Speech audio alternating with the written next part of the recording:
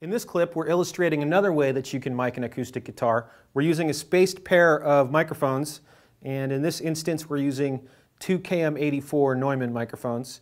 The one that will be our right speaker is pointed roughly at the 12th fret on the guitar, and the one that will be in the left speaker is pointed roughly a couple of inches off the sound hole. So let's go in the control room and see what that sounds like.